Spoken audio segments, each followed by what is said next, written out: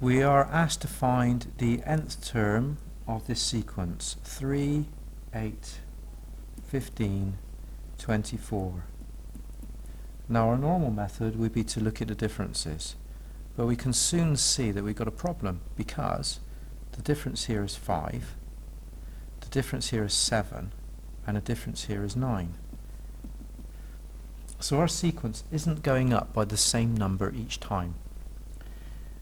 This indicates that the sequence is based on a quadratic. This set of numbers is called the first difference. If we look at the second differences, 5 to 7 is 2, 7 to 9 is 2, so this sequence of numbers is called the second difference. Now, the second difference is the same number each time, so this tells us that we're looking at a quadratic sequence. You would come across quadratics before. They are of the format ax squared plus bx plus c.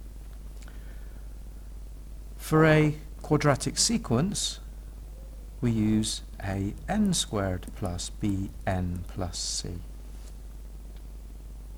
If we can find the values of a, b and c, we can complete our sequence.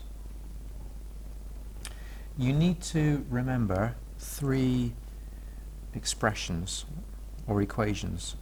First of all, that 2a is equal to the second difference, 3a plus b is equal to the first term of the first difference, and a plus b plus c is equal to the first term of the sequence itself.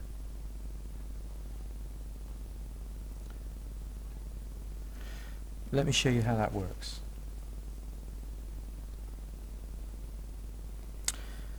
So, we've got our sequence.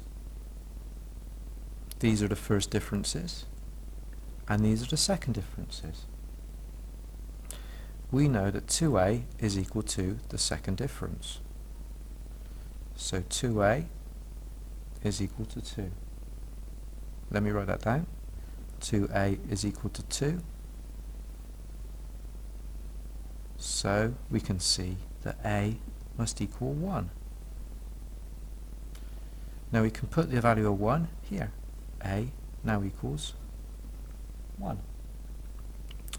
To find b, we know that 3a plus b is equal to the first term of the first difference.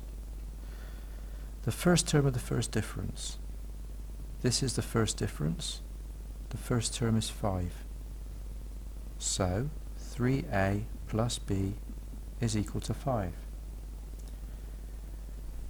Now we know a is 1, so we can say 3 times a is the same as 3 times 1, which is 3, plus b is equal to 5, so therefore we can say b must equal 2. 3 plus 2 is 5, so b is equal to 2. So b is equal to 2. Finally, we know that a plus b plus c is the first term of the sequence itself. So a plus b plus c is equal to 3. So we know that a is 1. We know that b is 2. We don't know c, but we do know they all add up to 3. So 3 plus c is 3, so c must be 0. So c is 0. Tidying this up, our sequence is n squared plus 2n. Let me give you another example.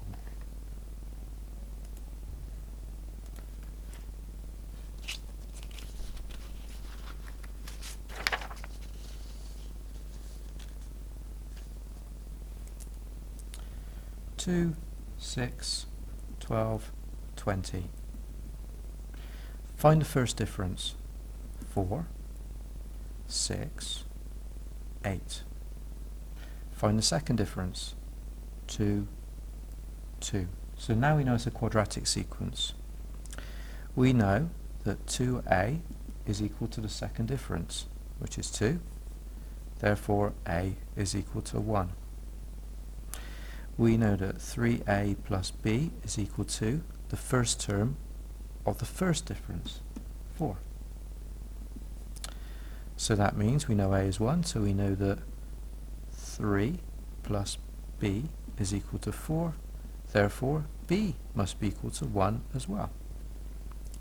And we also know that a plus b plus c is equal to the first term of the sequence. So a is 1, b is 1,